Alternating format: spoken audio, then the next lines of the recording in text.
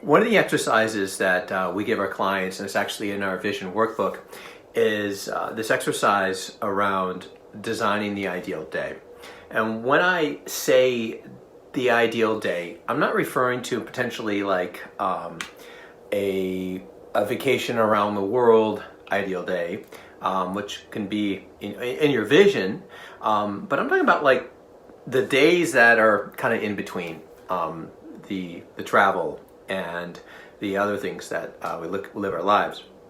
And it's a really important question, because if you look at the journey of life, right? It's and all of our clients, they subscribe to this idea of like, hey, life is a journey. That paradigm, I own it, I believe in it, and I'd like to experience it. And as I'm in the journey, no matter where I'm at, wherever I am, here I am right now, we do know something. The journey will end. It will have an end point. We don't know when the end point is, but we do have one. We are merely mortals, right? So we got that, and it's good to remind ourselves of that fact. It's the biggest lever I think we can pull. Aristotle used to contemplate his own mortality on a daily basis. It was part of his reflections on what he did, and I think it's good to say, okay, I'm not going to live forever. My mom's 75.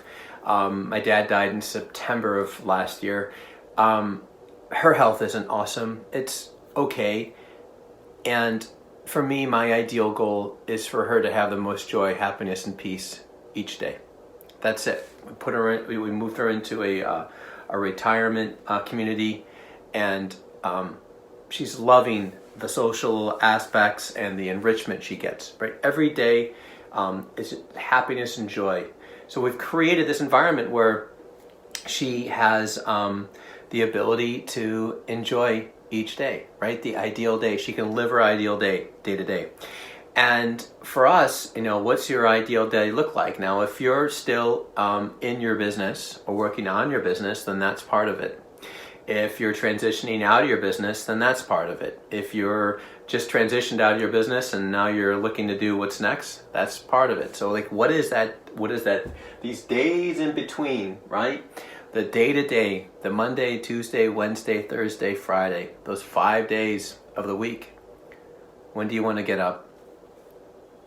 What do you want to do when you get up? What's ideal for you? How much sleep do you want each evening? I would recommend 7 to 8. I mean, there's so much science on that. You can't argue it. What do you want to do during the day? How do you want to create balance in your world? Who do you want to intentionally spend time with? What things do you want to build into your day that are going to help you with your well-being? These are all things to consider as you design your ideal day. Now, what I would say though is do not jump ahead and say, well, I don't know how. That's not the exercise. This exercise and the 4-stage process that we use at the center is the 4th stage is tied to the strategy of what the next step is. The 4th, not the 1st, not the 2nd. So right now we're really in stage 1. It's what's ideal? What's the reality I want to create? And now beyond the ideal day, what's the ideal week? What's going to be included in your weekend? And then the month, and then the year. And the year can be, it's like for us, in our ideal year, we like to travel each quarter. So we have minimum, and so each quarter we mark the time for our trips. Now, obviously, with the pandemic, that has been difficult. We've moved many trips, but the cool thing is we've got some new ones on the horizon that will not be moved. They'll hold, and because times are changing. In a way that we can do those types of things. Maybe we won't go to Italy this year, but there's other places that are doable. So regardless, what is it that you want in that ideal year? Who do you want to meaningfully spend time with?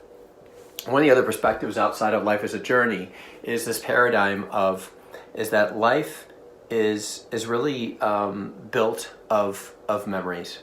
So what kind of memories do you want to create is another question to ask yourself as you're architecting this life experience that you want to live, the ideal day, the ideal week, the ideal month, and the ideal year. So this is one of the several exercises we have in our vision workbook.